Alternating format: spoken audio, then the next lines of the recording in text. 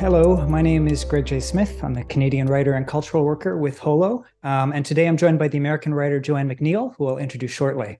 This is the inaugural episode of Alt.History, an online speaker series exploring lost and forgotten moments in digital culture.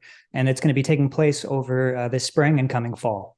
So what do I mean when I say alt-history? New technologies and cultural developments are often synonymous with erasure, forgetting why or how we used to do things and what words or even communities meant. Addressing moments, practices, and labor that have faded from memory or maybe been erased or forgotten over the last 3 decades, what we're going to be doing in this series is not simply waxing nostalgic about the past, but critically engaging this erasure and forgetting and using it to make sense of the increasingly weird present. So this series is brought to you by gnration, a Braga, Portugal-based space for creation, performance, and exhibition within the domain of contemporary music and the relationship between art and technology. And my team Holo as well. We're an editorial and curatorial platform founded in 2012 focused on tracking emerging trajectories in art, science, technology, and culture. And these interests manifest themselves in a few ways. We have 3 beefy periodicals that we've made over the last decade, and they're kind of digital art anthologies. Online at holo.mg, our website, we track interdisciplinary practice in an evolving timeline. And finally, through collaborations with cultural partners, exactly like you're watching today, where we team up with forward-looking organizations to ask pressing questions. So thank you again to gnration for the invitation to host this series. And we are in very capable hands as we kick it off today with Joanne McNeil. Joanne is the author of Lurking, kind of a history of online communities and the social internet, an excellent book. She was the inaugural winner of the Carl and Marianne Thoma Art Foundation Arts Writing Award for an emerging writer. She's been a resident at IBEAM, a Logan Nonfiction Program fellow, and an instructor at the School for Poetic Computation. And in addition to her forthcoming debut novel, Wrong Way, which is due later this year, she has a forthcoming work of nonfiction called Too Early for the Future, due next year. And recently, she's been hosting Main Accounts, an iHeartRadio series on the rise and fall of MySpace, which is what we're going to be talking about today. What a simpler era of social media might teach us about the internet right now, as the boosterism for Web3 increases in volume with each passing month. So I'll let Joanne take it away. Thanks, Greg. So I've got my presentation, which is top 8 facts about MySpace, and I'm just going to pull that up. One thing I like about this subject is I'm not a designer, so whenever I give talks or presentations, I'm always kind of embarrassed about my design skills, that I'm usually just like using whatever keynote template. And in this case, when the topic is MySpace, my lack of skills comes to an advantage here because that's fitting with the theme. So here we go. MySpace, a place for friends, top 8 facts. And as you can see, some of these illustrations are authentic to the subject, the kind of blingies and little art that people would use to decorate their pages. Now, the first page, let me see if I can, wait. No, here we go. And here's like a representative sample of some of the people you might have encountered on this social network at the time. And with that lovely, sparkly font. Okay, so my first fact about MySpace, it was once the most visited website in America. And that's pretty huge and a milestone for social media. I think it's important to remember that there were a lot of online communities before MySpace, but when you look at those communities, they were somewhat segmented based on issues of identity or hobbies. I mean, maybe you would have gone to an online service provider like AOL and gone to maybe a general chat room, but you were doing that anonymously, possibly, or you were likely to join a chat room or a message board based on something like gardening or cycling or something that would have like united people. MySpace was just fully a destination for people to socialize, and that it became that popular is noteworthy, especially because of the idiosyncratic nature of this social network, as we'll continue to see. And so cool fact number 2, MySpace came out of a company called eUniverse. And I have to say, doing a podcast about MySpace, eUniverse is one of the most annoying words to have to say over and over again. It's just like eUniverse, eUniverse, eUniverse.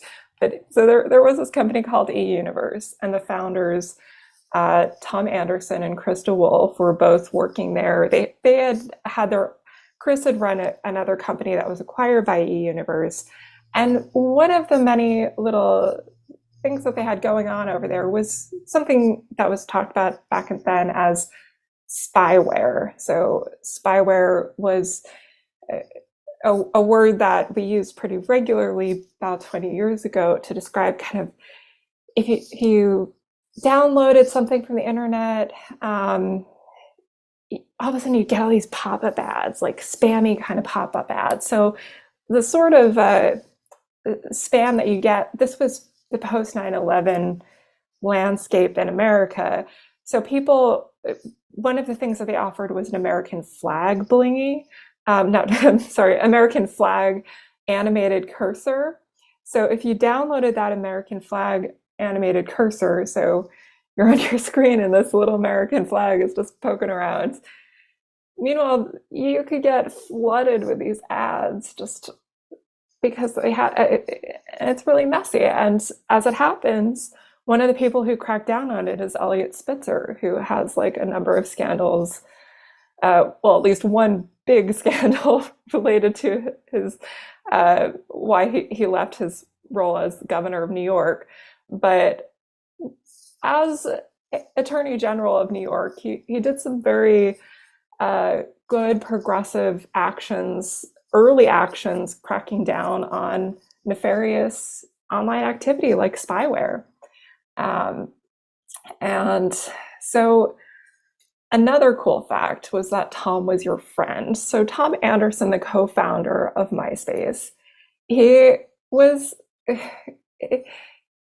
very interesting life. And I have to say, I've been researching him for over a year, and I still don't feel like I have a handle on him, because he just like, it seems like he was just driven to explore a lot of different things. He was interested in music, he was interested in traveling. He actually started, Chris Anderson's known as more of like the entrepreneur of the two, but like he also had a number of kind of entrepreneurial ventures and so many crazy stories. Like this really, he was hanging out with hackers as a teenager. Some like very fancy literary agent reached out to him when he was still quite young. It's just someone who, there's a lot, like you could do a podcast just about Tom, but I think for relatively good reason, he's somewhat reclusive these days. And here's, a few of his interests. He ran a porn website. He was at the time a copywriter working for Chris DeWolf at eUniverse, but he had a little bit more responsibilities in addition to that. So they're creating MySpace within this company eUniverse, and we'll get back to that and the other cool facts. But so MySpace, this is cool fact number 4. The name MySpace, it's kind of weird, it's not like you listen to it and you're like, what's that got to do with meeting friends or anything? It is a little bit of a strange company name, and there's a reason for that, and that's because it was something in like the portfolio of URLs that Chris DeWolf just had hanging out. There was this old cloud storage company. They went out of business in the .com bust, and he bought their URL and was just sitting on it. It was like, MySpace, that sounds like it's a good URL name. I'll figure out something to do with it. So you can look, if you go to the Internet Archive and see what MySpace used to be, here's the cloud storage company that it was up before it was a social network. And here's like, I don't know what that is, but it makes me laugh because it's just like such a 90s internet example of like, this company is going to help you design your business website. Like, okay. Got really great design skills on display there. Okay, I should write to them, definitely. But that's what MySpace was before it was MySpace, largest social network in the world. And cool fact number 5, and this is, I think, this goes back to like why people are really nostalgic for it to this day, is that you could code your own MySpace profile. And so many people throughout the process of working on this podcast series, one of the first things people say to me is how exciting it was to use CSS and HTML on their pages, and that you might have been 11 years old and getting on the internet for the first time and having this sense of freedom, and then also just like driven to learn more about how the web works because you want your profile to look cool. And that's just that's one thing that to this day is quite unique about MySpace, because you can't do that on Facebook. But it's also the cool fact number 5 here is that it mostly happened because the MySpace guys, they just forgot to prevent users from being able to do it. It wasn't like they just were like, oh yes, we're going to teach America to code with a social network. That was not the plan. With a lot of things related to MySpace and a lot of things related to the internet in general, the users found a way, and a company, if they're a good company, listens to those users and like builds around it. So they saw that they never created they never prevented users from being able to edit their code. And once they saw how much users loved it, and resulting in things like this, like the pink font, the kind of the blingies everywhere, they just went with it. It's like, this is setting us apart. And there's a really lovely section in Julia Angwin's 2009 book, Stealing MySpace, that explains how that all came together. And just, at first they're like, is someone hacking into the users' pages? And I'm like, no, they're having a good time. They're just throwing glitter all over the internet. Cool fact number 6 is there were these proto-influencers on MySpace, and they were known at the time as scene queens. And that's another thing that a lot of people, when I talked to them in these interviews, they were really excited about these like micro celebrities at the time who all had a real distinctive look. And I think you can look right here, like that over the top style, that like real edge to it. And it's so, in this moment of like mass minimalism and tastefulness and great design, looking back on it, there's something just really charming about the over-the-top nature of it. And I had the chance to interview one of these lovely young women, and she's great, and I'm very excited to share that interview with it. It's going to be episode 3, so by the time this video is out, you'll probably have a chance to listen to it. And yeah, so that was another kind of cool fact. I mean, it definitely was not for many reasons, many of these young women did not have a great experience with MySpace, which is something that I also go more in depth in the series, less in this particular talk, but I'm sure, Greg, we will talk a little bit about the dark side of MySpace too. But yeah, they're looking back on their style, their sense of freedom, their rebellion. We could use some of that these days, I think. And yeah, here get those blingies going. And cool fact number 7, none other than Justin Timberlake was the owner of MySpace. It's just all on the corporate end, everything is goofy. Like the company was acquired fairly early on by Rupert Murdoch. And then, Facebook came along, and it's not like a direct kind of like, I've seen a lot of recent sort of retrospectives that make it sound like, well, Facebook had like the best developers and they of course were going to win. I don't actually agree with that. I think it's a little bit more complex what happened between the two. And if Facebook hadn't come along, MySpace possibly would still be the #1 social network. But these things are difficult to say because these histories are windy roads. But anyways, by the time it was 2011, and MySpace was in decline, but where it wasn't in decline was in music, because it was a pretty popular place among musicians to promote music, to promote tour listings, and also think about it as like, if you're a band starting out, you can't necessarily hire a web designer. MySpace is letting you set up a website, something on the web, quite easy, that's already formatted to share some tracks, share some tour dates. So the music side of MySpace was still pretty active by 2011. But anyways, it is a little bit bizarre that Justin Timberlake was at one point the owner of the company. And the other cool fact is that it still exists, which I'm talking about it in the past tense for the most part, but these social networks, strangely, they're resilient in terms of companies based on like whatever stage of capitalism we're in. These companies stick around. The data they have, they can, I mean, there was this big scandal a few years ago that, gosh, I can't remember the full details, but it was something that like all of the past data from MySpace was put for sale.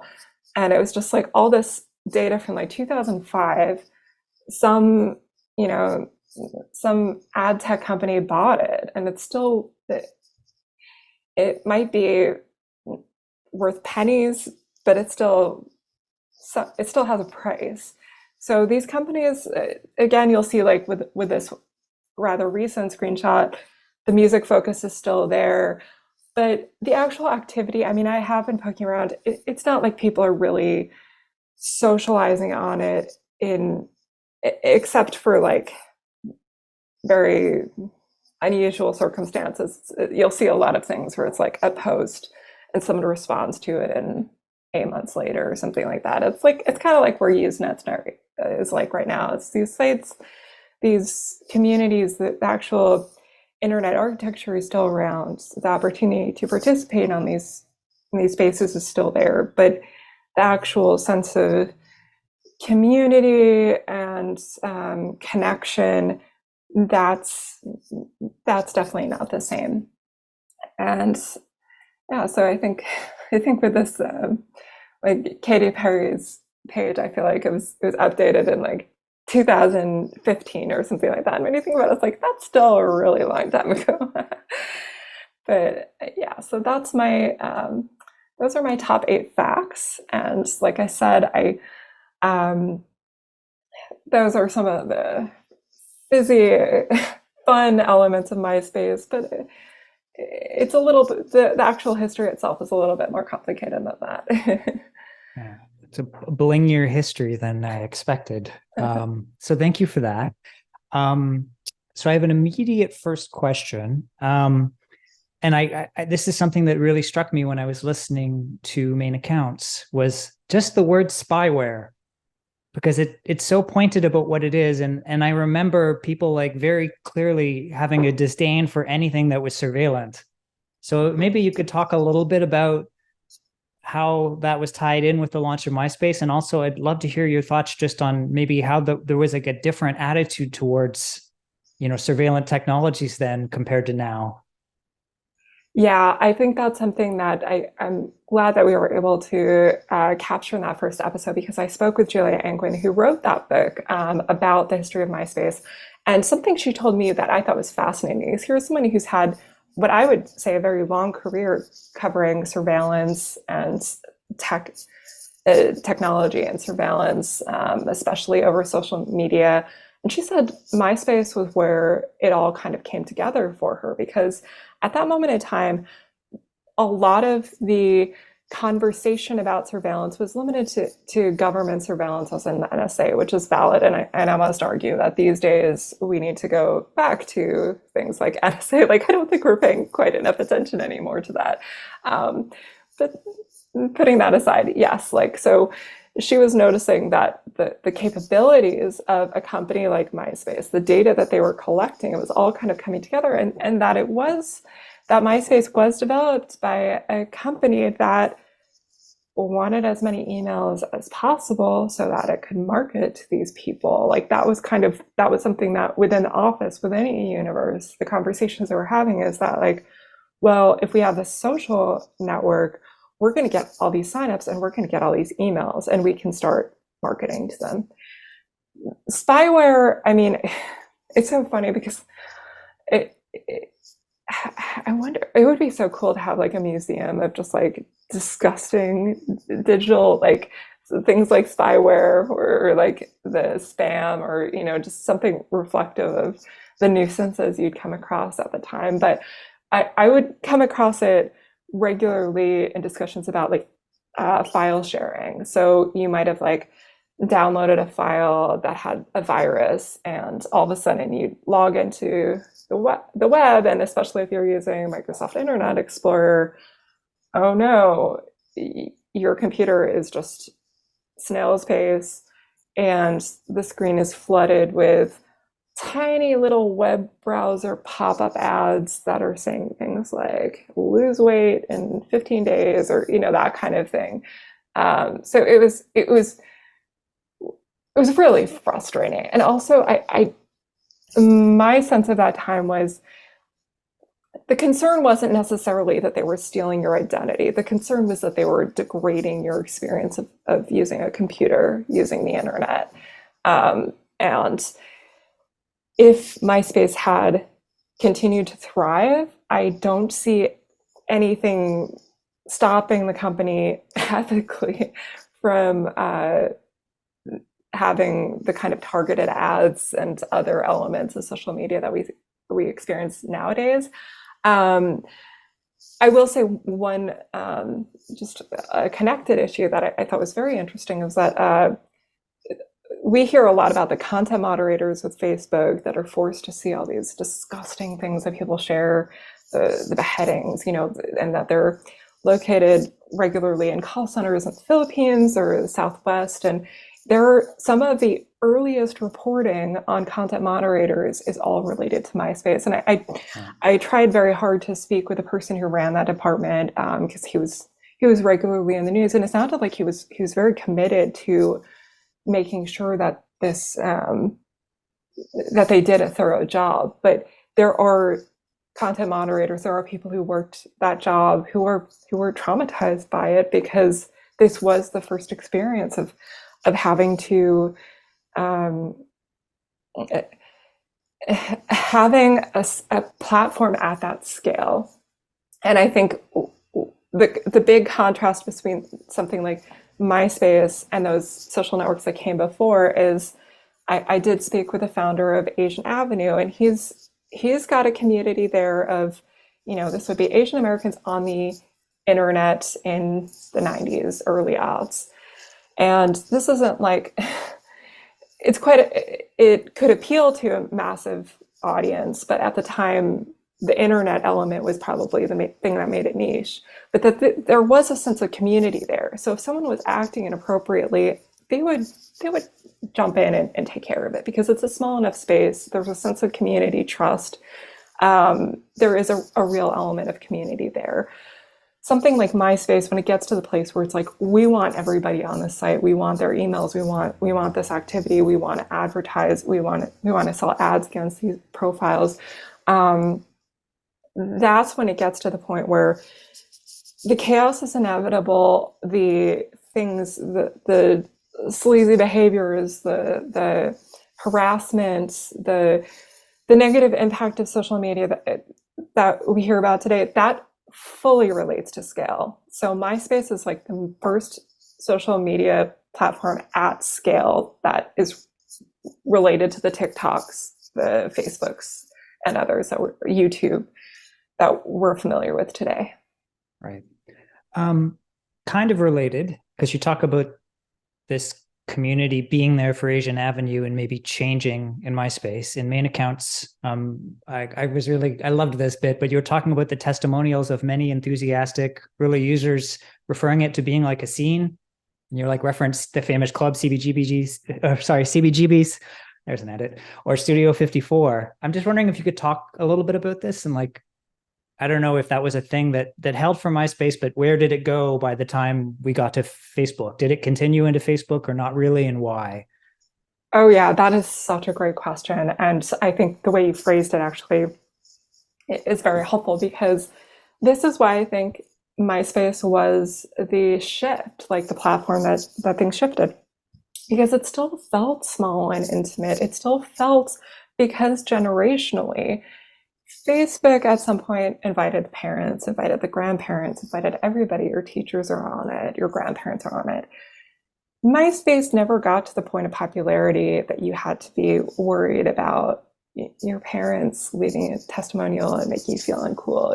It never really had that. So like, you could feel like you were a part of a scene and see the other scenes elsewhere. But there was a sense of, so the sense of community was still very fluid. Like the thing that Benson, the founder of Asian Avenue, said to me was that, yes, a few of the users at Asian Ave, and he also ran the company that had a number of other divisions, including Black Planet, there were moments where he was wondering how to build conversations between users of Black Planet and Asian Avenue. And something like MySpace, that already meant that those communities, so you're part of this community as an identity, but maybe you also love painting or something like that. So, all of a sudden you've got other elements of interest and passions. And like MySpace made it possible for someone to kind of like hold a number of their social communities all in one place without the context collapse of the parents, the teachers, the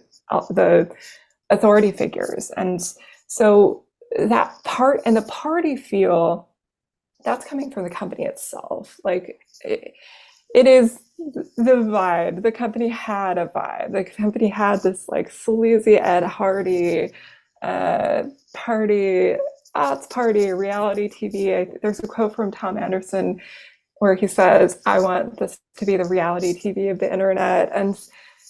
And so that already, I think it put people's guards down too, because no one could have imagined that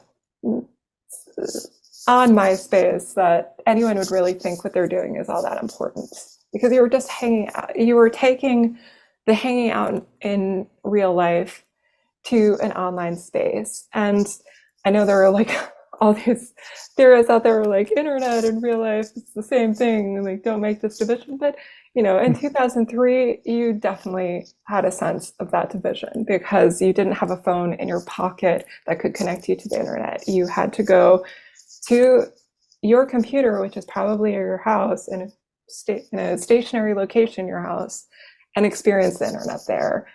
And some of that, so it was a space for continuing those shared jokes, those in jokes, that kind of thing, continuing conversations you might have had at a bar in this online space, and others could see, but would others really care? If they do, we'll welcome them in. It's that fluidity. And Facebook, I would say, the thing that's notable about Facebook is that it was, from the very beginning, creating a community for the elites. Like it was founded for Harvard students, then it extended to other elite schools. And I think a number of theorists have kind of put it in terms of like there was a white flight to Facebook. I don't necessarily think it was white flight so much as like a stigma against MySpace, because you would go in the New York Times and you would see reporters using language like the MySpace is full of white trash or something like they would be very, very rude. There are all these quotes from Michael Wolff about like how people on MySpace don't have like an 8th grade education, and it was just like it's really aggregated classism and racism. So when we use a phrase like white flight to describe the transition from MySpace to to Facebook, I mean, it's irresponsible to not discuss the actual stigma from elsewhere that was saying, you know, people on MySpace are idiots, and as opposed to on Facebook, everybody is from Harvard and important. And likewise, MySpace had been dealing with some serious like crises.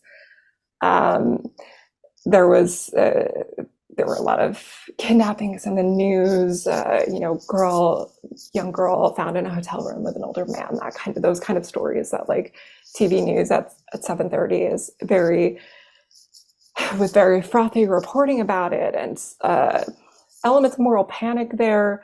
But then also, truly, yes, a bunch of 13-year-old girls on the internet without supervision, without people that they could contact at MySpace who could like help them with elements of harassment. I mean, there was certainly a lot of racism. There was certainly harassment.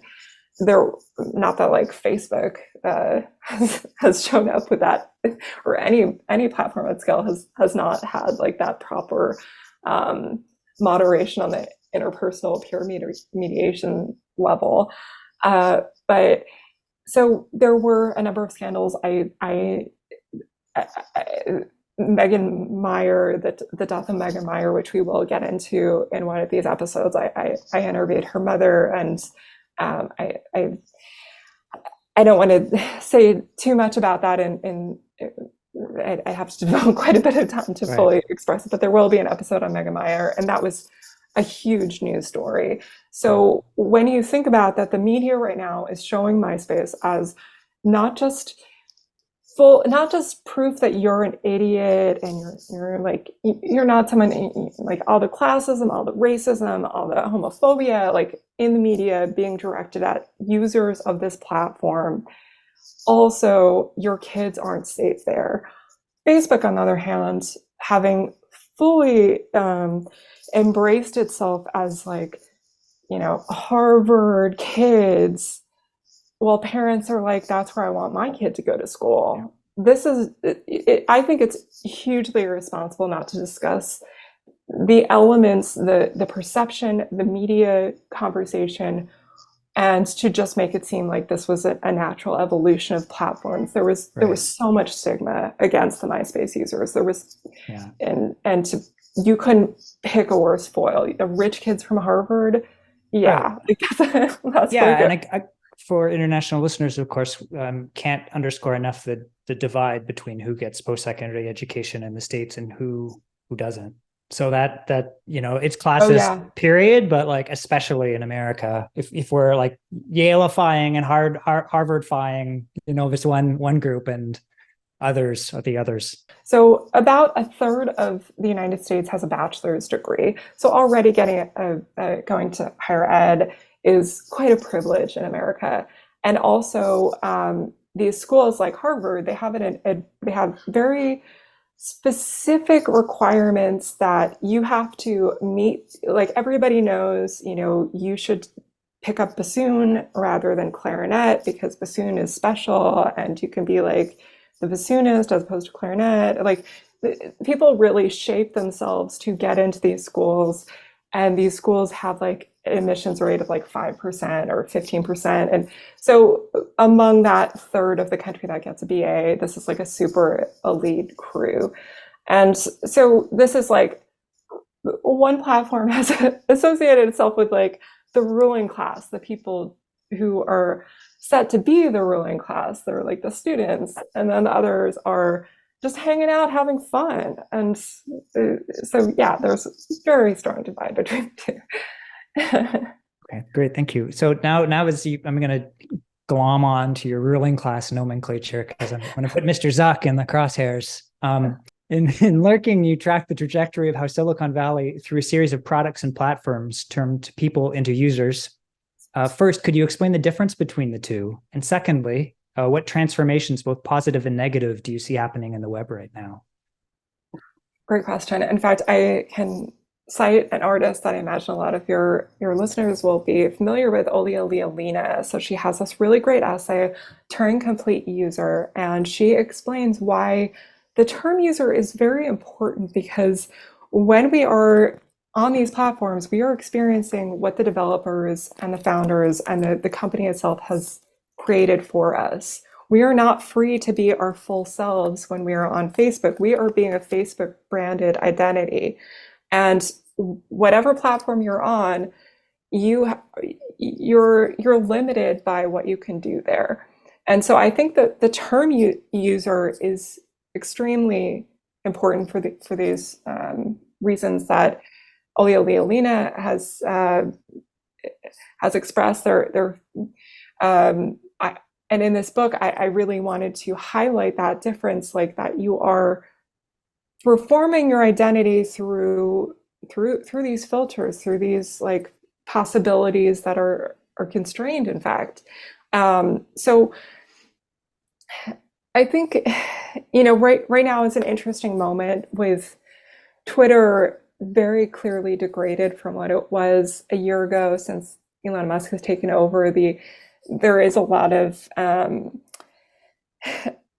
if you're on Twitter, there is still a lot of boosterism for it. But I think if you step back a little bit, you do see just what is missing. I've noticed that when I'm on Twitter now, any element of community, I really don't have there anymore. Like, I don't have a lot of the conversations I would have had, even out in the open, even out in public, have gone to group chats, have gone to, private spaces to talk. So the kind of casual conversations, how you might have like a post at midnight, they're just kind of some silly thoughts, and then all of a sudden all these people come together and you're having this great conversation on Twitter. That doesn't really happen very much, but it's a lot of the real thought leadery stuff that maybe feels like it's cooler than thought leadery, like comedians, stuff like that. People with a platform who are still promoting themselves, like that's really taken over. I think he seems like a lovely guy, that menswear guy. I feel like it's just so funny that everybody's like feed, like you've got, because Twitter has created this For You page and centered that, you have these random people who the algorithms for whatever reason really like. So I log on and it's just like, okay, I don't need to know this about like the cut of blazers. Like I don't need to know this. Why is this in my feed? And it's just random things like that. And a few other users who just like do things in a way that the algorithms really boost. But meanwhile, I've had plenty of posts where it's just like, I feel like crickets, and it's really, I don't know how much longer people will continue in this capacity, because maybe again with MySpace being still around, Usenet still being around, like Twitter can have a very long life as a platform for you to post on. The livelihood of conversations, those are harder to hold on to. I am kind of enthusiastic about Mastodon. I mean, I know there are a lot of drawbacks to it, but I feel I would strongly encourage anyone to read up on what Darius Kazemi has written about Mastodon, especially this guide he put together, Run Your Own Social. And the reason I love this guide is because it's not making it sound like something easy. It's not making it sound like it's something cost-free. He lays out the true cost of putting together a space and showing why it's still worth it. And I think that sense of ownership, of not having to be, again, constrained by what the capacity of Twitter developers, what Mark Zuckerberg ultimately thinks you should be doing on his platform, because it is his. If you have your own social spaces, and you know what, like there are easy ways to do this. There are ways to jump in on like an old Usenet group and hang out there. Like it's funny because a few years ago I interviewed Patricia Lockwood, and part of our conversation took place in a abandoned Usenet group I just like randomly selected it. It was the Lost in Space fan site on Usenet. I figured no one would find us there, so we exchanged a bunch of messages. So it was quite easy to do because it's like, again, with companies and platforms and internet architecture changing hands, Google Groups doesn't own Usenet, but it's very complicated. Like to post it, you kind of have to go to Google Groups, and that is clearly not well maintained. But if you have a Google account, you can post to any old Usenet page. So we went there, we had a few exchanges. Some very random person, some random MAGA person showed up and tried to talk about the TV show with us, which was strange. But it's just like, that's an example of an encounter that you can have if to get away from these platforms at scale. You can just take it to text messages, you can take it to email, you can create a fake email, you can find plenty of less than perfect solutions, less than perfect strategies, but things that you can do that are alternatives.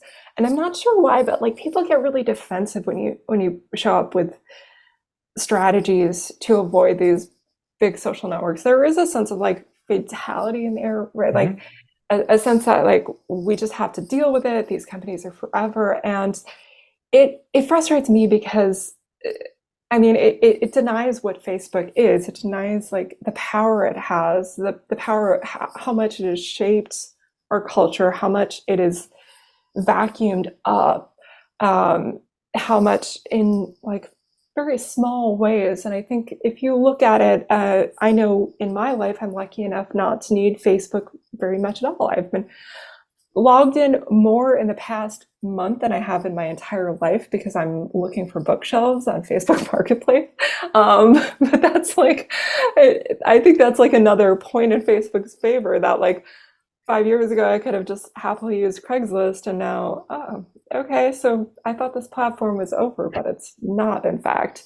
And yeah, like so many people, the only way you can get your class assignments is if you log into Facebook and go to a Facebook group. Like there are things that just average things that that's where we need those solutions. That's where we need those strategies. That's where we need those alternatives.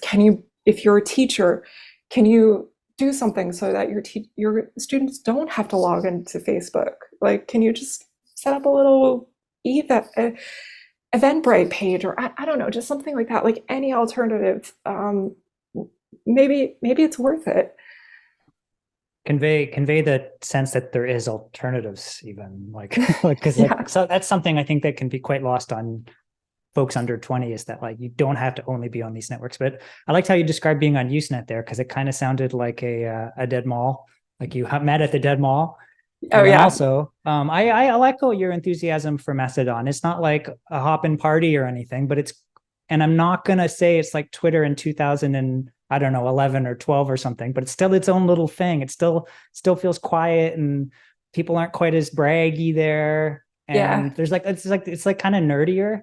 It's like a lot of nerds, like in the best way, like real niche nerdiness. And I don't know, it kind of warms my heart a little bit, but it's still not Twitter in some imagined idyllic year, but it's its own thing. Well, here's another question, and this might bring Mr. Zuckerberg up. It might not. So MySpace Tom, who I totally forgot about until we started talking around you doing this.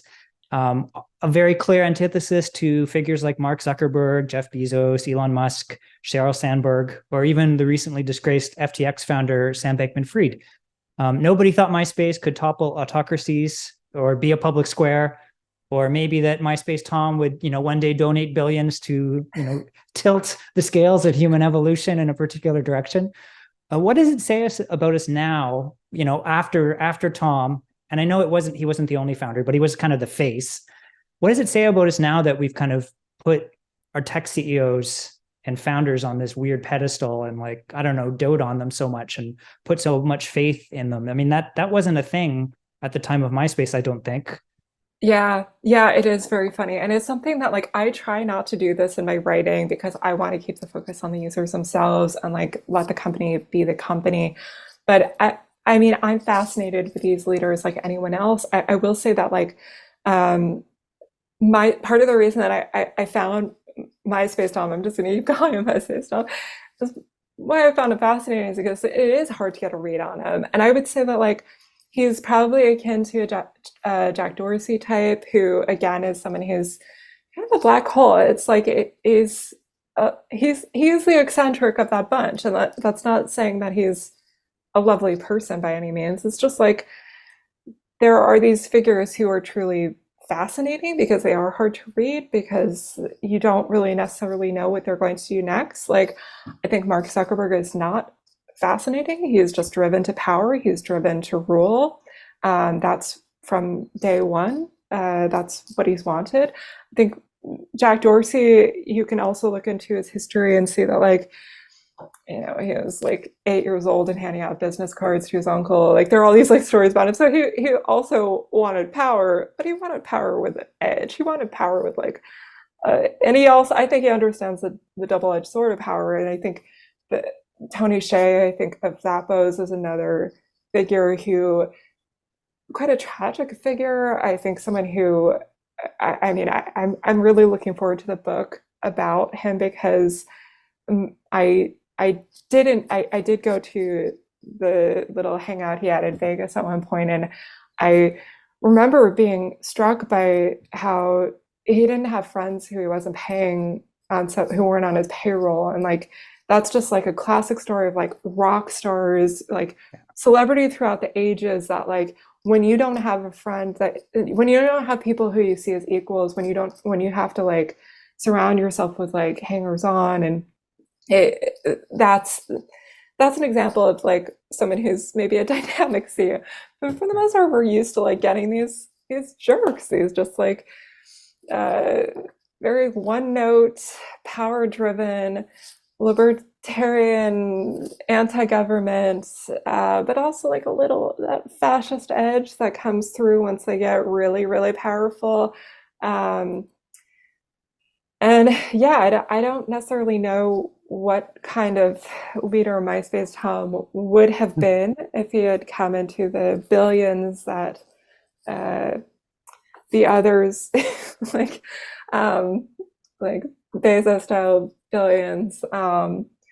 I would guess probably international Playboy Dorsey type, that like with a 21-year-old girlfriends constantly, like that kind of life.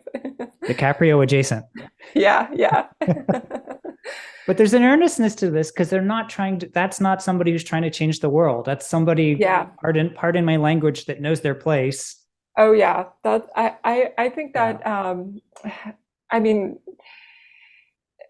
but also you have to understand that they never owned MySpace either. Like they were within that company, so they weren't like they were entrepreneurs at heart, but they were entrepreneurs within this company. Yeah. So that's why like there's a complicated story about how Rupert Murdoch could make that acquisition in the first place, but like they weren't even dealing with Chris and Tom.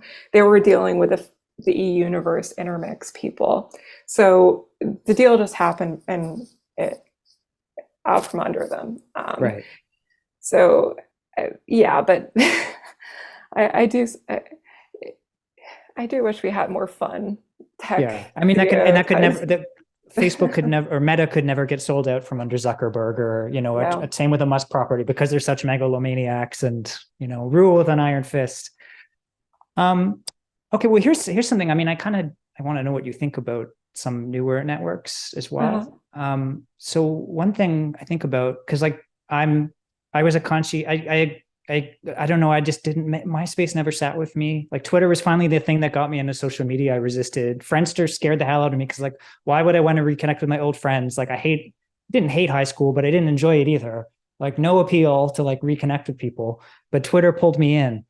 And I mean, I think we're all dated by the networks we invest in. But I'm just thinking about like the profile as like like an identity structuring activity. And it kind of relates to our bodies, but it also kind of turns us into like demographics. So thinking about like newer social media, like I guess if I was to point out like, you mentioned scene queens, but thinking about like things like influencers, Yeah. like YouTube and TikTok, the body, like it's different than the profile. You know what I mean? Like you're Yeah. active in the frame and you're doing stuff. I'm just wondering if you could talk a little bit about what you think is kind of changing in newer social networks and maybe notions of embodiment in them or yeah. I actually might take this another direction and then go back to Okay. that, where it's like I feel in 2023 Yeah.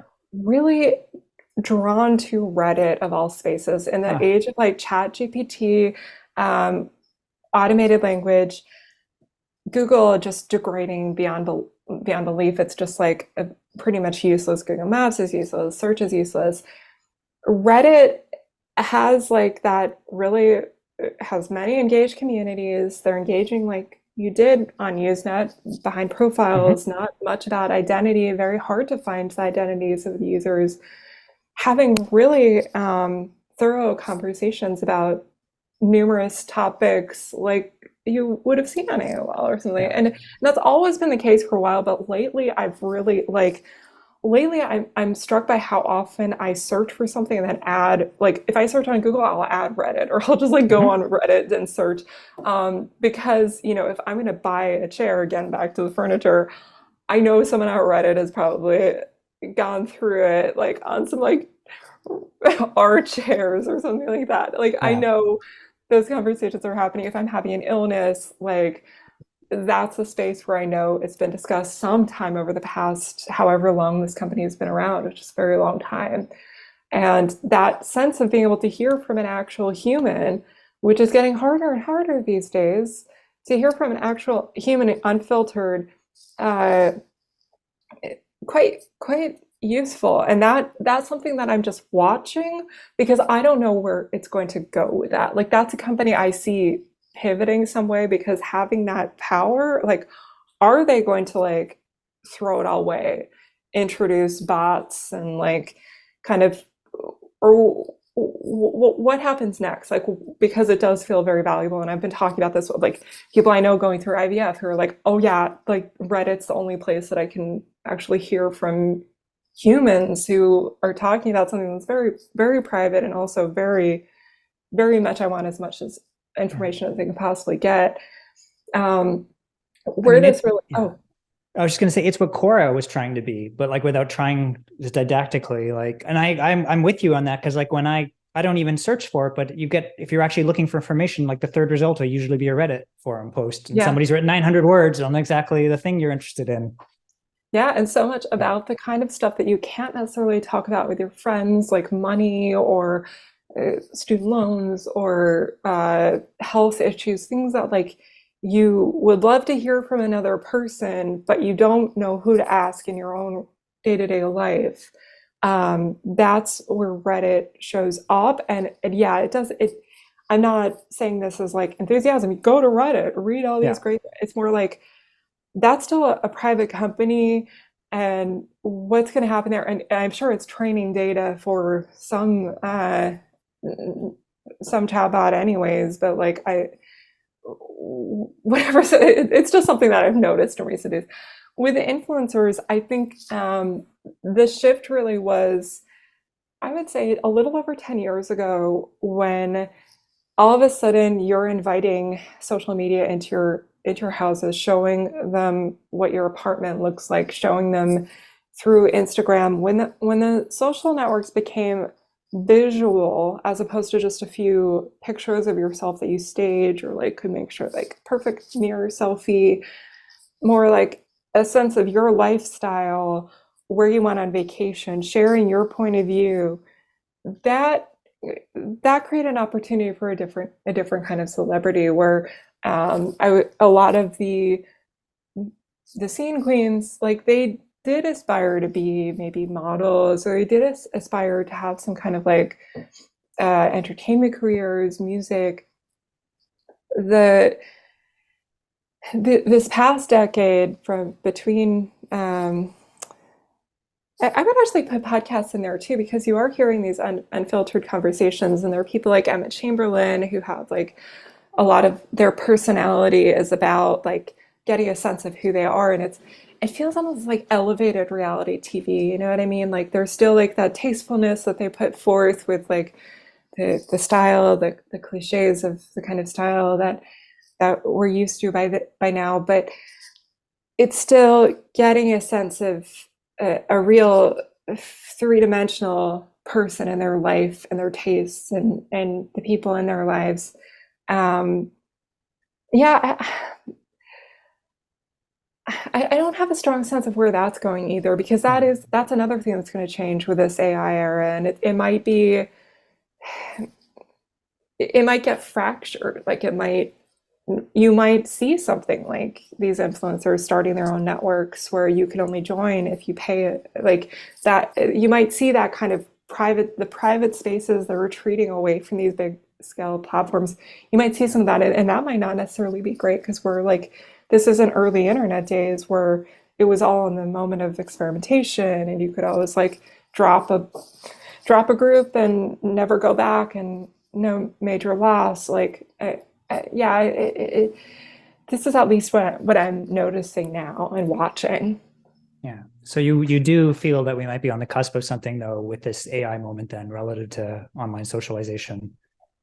Yeah, and it's not necessarily the AI technology itself, it's more how it's being integrated into existing products and how that experience is degraded and people really don't like it.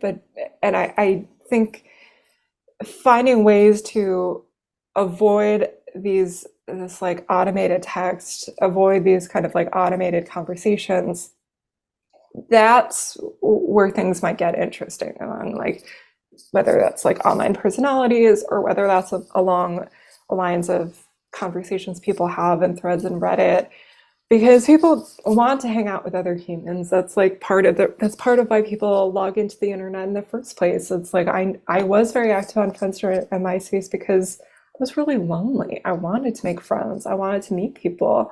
And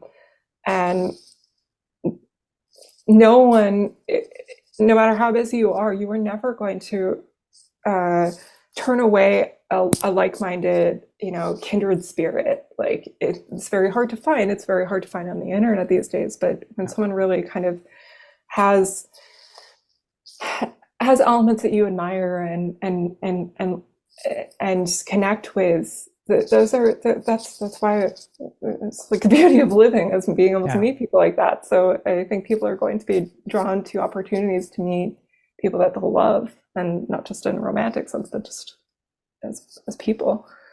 Okay, that's great. And your mention there, and I'm not like fishing for hot takes on new developments here, but I put this like with an asterisk in my head when I was planning this, because I just wanted to hear kind of your thoughts. You mentioned like the retreat to pay to play communities, not the phrase token gated communities gets thrown around. So I'm curious about I'm assuming mixed thoughts about community and the rhetoric and boosterism around Web3, and how much space you hold for optimism there or not. I don't know.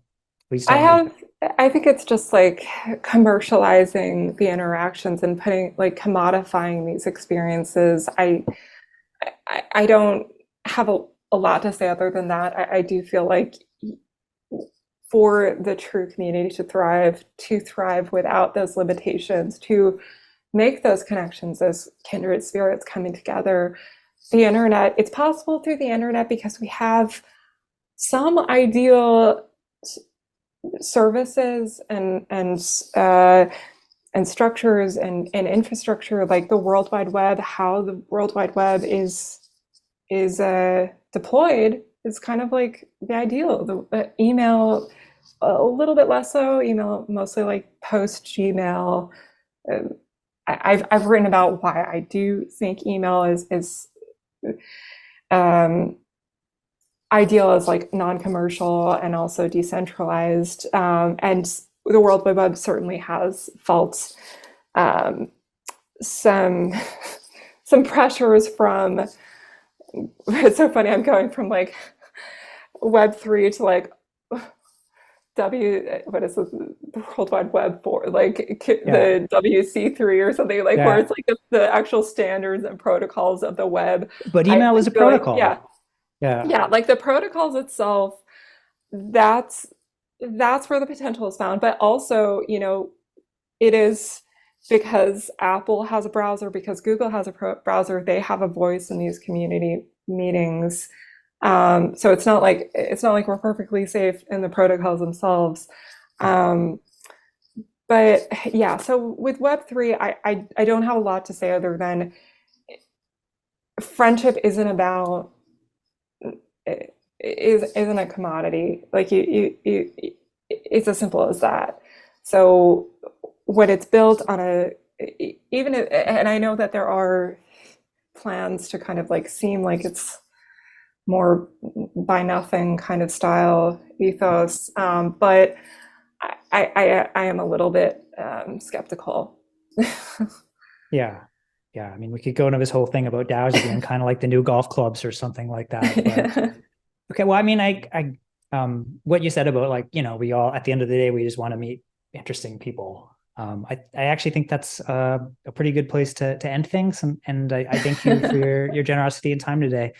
So I want to thank Joanne for joining us. And if you're interested in more of her history of MySpace, check out Main Accounts on iHeartRadio, and also Lurking, which I'm rereading right now. Excellent, kind of deep dive into many of the things we've been talking about today.